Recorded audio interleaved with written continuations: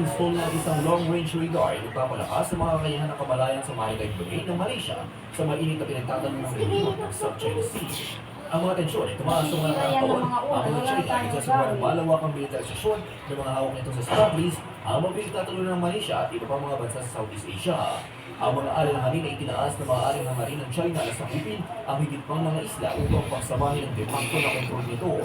Noong 2021, nagbabalak isang Japanese military analyst na ang layang-layang ay posibleng mga target sa isang China Blitzkrieg airborne seizure operation sa panahon ng kapayapaan. Ilang buwan bago ito, nakita ng Royal Malaysian Air Force ang isang malaking formasyon ng 16 na Chinese military aircraft na papalapit sa pambansang airspace malapit sa isla. Ang nakaplanong pag-deploy ng long-range radar ay nagpapakita ng pangako ng Malaysia na itong panggulong mga intensyon sa dagat ayon sa internasyonal na batas. Subalit ito sa gitna ng tuwiding ng estratehikong kompetisyon ng Sino-US na bumalot sa rehiyon ng Southeast Asia. Sa pagtaas ng mga kakayahan sa pagsubaybay, layunin ng Kuala Lumpur na subaybayan ang sitwasyon at handaan ang anumang mga hamon sa soberanya nito. Ano ang masasabi mo sa mga balitang ito, kaibigan? Ibigay ang iyong opinion sa iyong baha. Hanggang dito na lang po muna ang mga balitang hatid ko para sa inyong ngayong araw. Para kaibigan, kung gusto mo ang video na ito, mag-subscribe na kung hindi ka na-subscribe at pahigit na little bell button para wala kang mabis na upload. Salamat po rin sa inyong palaging panood hanggang sa muli. Peace.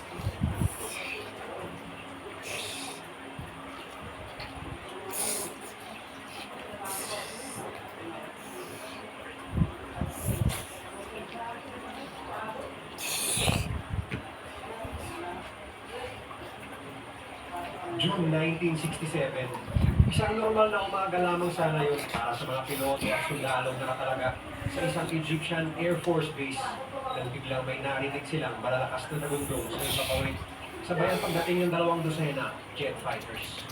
Noong una, inakala nilang mga aeroplano ito ng kaalyansang Jordanian at Syrian Air Force. Ngunit nang makita nila ang Star of David na nakamarka sa bawat aeroplanong paparating, dito na nila napagkanto na ito pala ay mga aeroplano ng Israel at bago pa man sila makapag-react, daan-daang bomba na ang inilaglag sa kanilang kinaroroonan.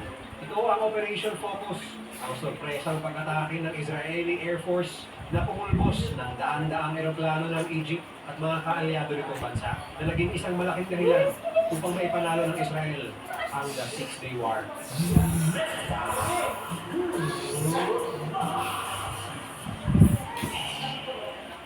May 1967, ang presidente ng Egypt noon na si Gamal Abdel Nasser ay nagdeklara ng giyera kontra sa kanilang kalabang bansa na Israel sa pagmarcha ng Egyptian forces papasok ng Sinai Peninsula na isang strategic na posisyon sa isang major ground offensive papasok ng bansang Israel.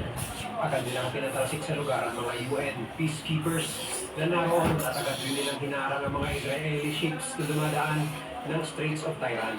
Ito kasi ang daanan ng halos lahat ng commercial at military ships papuntang Israel na may mga kargadang commodities, langis at mga imported goods ng buong bansa. Para sa bansang Israel, ang agresibong pagkilos na ito ng Egypt ay may dalawang kahulugan at kahinatnan lamang. Maging biktima ng karahasan mula sa kamay ng kanilang malakas na kaaway o dalhin mismo ang karahasan sa pinto ng kanilang halaman. Bagamat lubos na pinalakas at pinabangis ang sandatahang lakas ng Israel upang maghanda sa nagbabadyang malawakang gera sa pagitan nila at Egypt, sadyang lubos rin na bahala ang mga mamamayan ng naturang bansa sa magiging negatibong epekto nito dahil hindi lang Egypt ang makakabangga.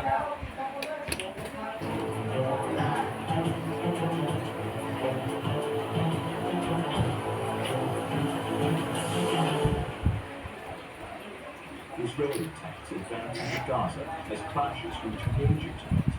Israeli tanks are advancing into Gaza, and violent battles have been reported around the few region's major cities, as the Israeli army announced that it will continue to intensify its ground operations. Witnesses in Palestinian media reported battles between Palestinian militants and Israeli troops near Khan Yunis in the south and Gaza City in the north, with heavy air and sea bombardment. The region's largest